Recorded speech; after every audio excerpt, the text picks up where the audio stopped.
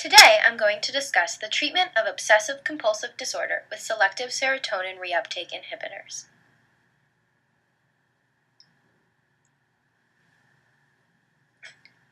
First, I'm going to start with what is obsessive-compulsive disorder. The Diagnostic and Statistical Manual of Mental Disorders characterizes obsessive-compulsive disorder as someone who contains either obsessions or compulsions. An obsession is considered to be a persistent and reoccurring thought or impulse that is caused by anxiety. A compulsion is defined as a repetitive behavior that is caused by an obsession. A selective serotonin reuptake inhibitor, also called an SSRI, is a type of medication used primarily to treat anxiety disorders. Many anxiety disorders are caused by a decrease of a neurotransmitter called serotonin in the brain. Neurotransmitters serve as chemical signals between neurons by traveling from the presynaptic neuron through the synapse to the postsynaptic neuron. SSRIs function by inhibiting the reuptake of serotonin, causing more serotonin to be transmitted throughout the brain. This occurs because SSRIs have a high affinity for the 5-HT reuptake and bind to the reuptake location, reducing the amount of serotonin bound to the 5-HT reuptake locations.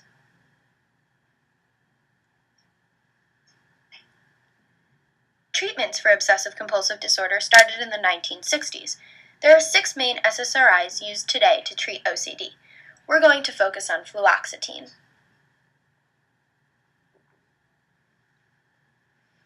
Fluoxetine, more commonly known as Prozac, is one of the first SSRIs used to treat anxiety disorders. It is comprised of a racemic mixture of the enantiomers. However, the S enantiomer is 1.5 times more potent in inhibiting the reuptake of serotonin than the R enantiomer. One of the advantages of using an SSRI over previously used tricyclic antidepressant drugs is that SSRIs like fluoxetine have a high affinity for the reuptake site of serotonin and a low affinity for the receptor sites on the postsynaptic neuron.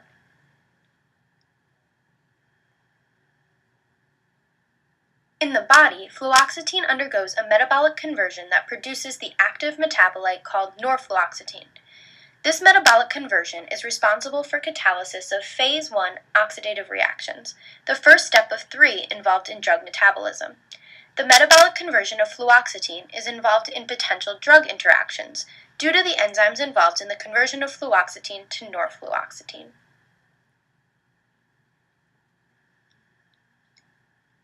Recent studies have considered the possibility that some SSRIs like fluoxetine could have adverse effects on other psychotropic drugs.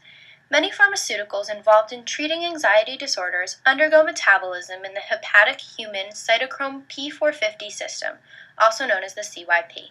The CYP is a superfamily of heme-containing enzymes that are involved in the phase 1 oxidative reactions of drugs, nutrients, and environmental toxins, as shown on the figure on the left. The figure on the right shows a breakdown of the various CYP enzymes used in drug metabolism. These enzymes are named based on the gene that encodes them. For example, the enzyme CYP2E1 included in the figure on the right is coded by the gene CYP2E1. By examining the inhibitor constants in the top left corner, you can see that fluoxetine specifically inhibits CYP2D6, CYP2C19, and CYP3A4. However, as you can see from the 2 tables, there is conflicting evidence about the degree to which fluoxetine inhibits these enzymes. Regardless of the degree, these enzymes are a part of the CYP2 family, a group of enzymes involved in drug and steroid metabolism. Taking other medications that either inhibit or induce these enzymes while taking fluoxetine has the potential to cause drug interactions. However, these interactions are considered to be minimal due to the fact that most drugs have several metabolic pathways. Despite the low potential for a drug interaction between anti-anxiety drugs, it should be noted that the consumption of multiple drugs that affect serotonin levels in the body can exponentially increase the side effects of such drugs. Further research could be conducted to assess the true degree to which SSRIs like fluoxetine inhibit the various CYP enzymes in an attempt to better understand possible drug interactions in the future, as there are still many questions about what drugs SSRIs may adversely affect.